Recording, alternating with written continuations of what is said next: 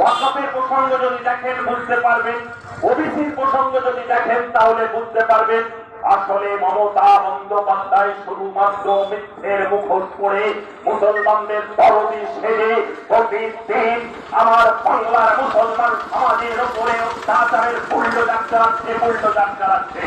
আপনাদের মনে থাকবে 15 বছর আগে মমতা বন্দ্যোপাধ্যায় ক্ষমতায় আসার আগে বলেছিল 10,000 মাদ্রাসা করবে। এই সময়ে 10টা মাদ্রাসাও হয়নি।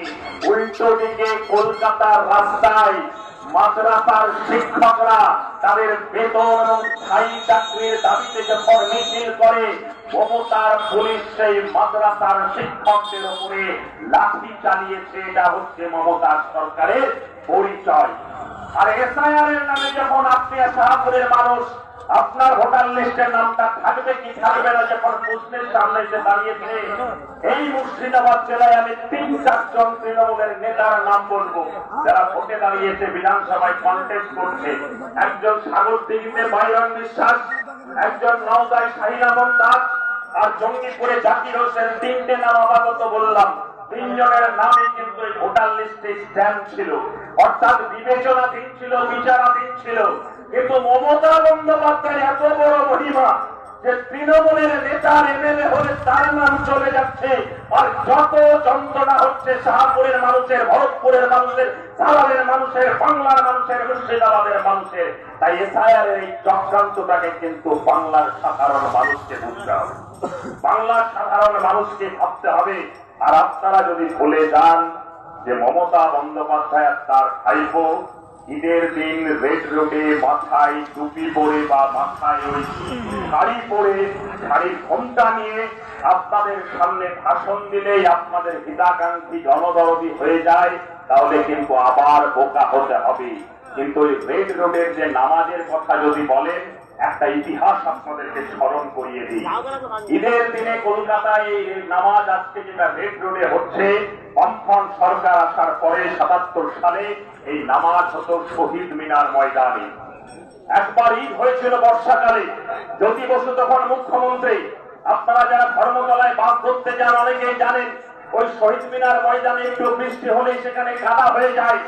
যখন বর্ষাকালে সেই ঈদের সময় যখন ওই জায়গাটা কাদা হয়ে যায়, আর রেড রোডটা হচ্ছে সেনাবাহিনীর অর্থাৎ কেন্দ্রের সরকারের অধীনে, তখন জ্যোতি বসু মহাকারণে বসে চিন্তায় পড়ে যায় যে কলকাতার এই বড় জামাতটা কোথায় হবে।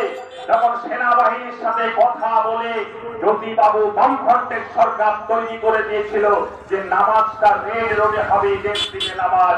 কিন্তু কোনদিন জ্যোতি বসুকে, কোনদিন বুদ্ধ ভট্টাচার্যকে, কোনদিন বামফ্রন্ট সরকারের কোন মন্ত্রীকে ওই নামাজের দিনে গিয়ে মুসলমানদের দরদি, মুসলমানদের পক্ষে থাকার কথা প্রমাণ করতে হয়নি। তাই আপনাকে যারা বোঝাচ্ছে তারাই কিন্তু আপনার ওয়াকফের সম্পত্তি মোদির হাতে তুলে দিচ্ছে।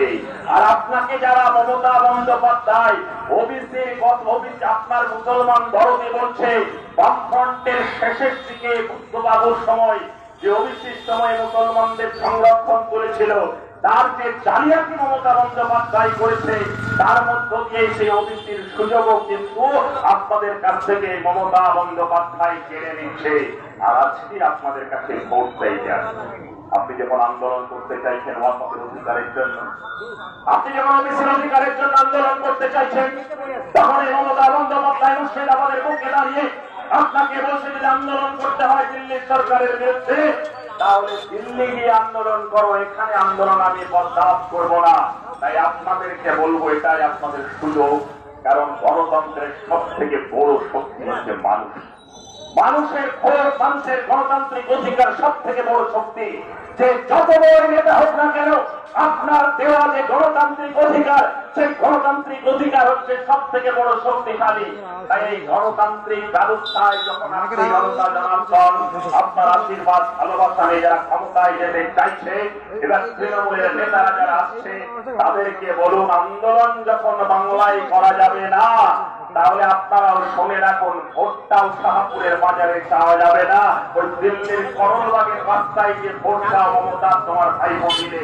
এখানকার মানুষকে শপথ নিতে হবে যে তৃণমূল কংগ্রেসকে একটিও ভোট নয়, তৃণমূল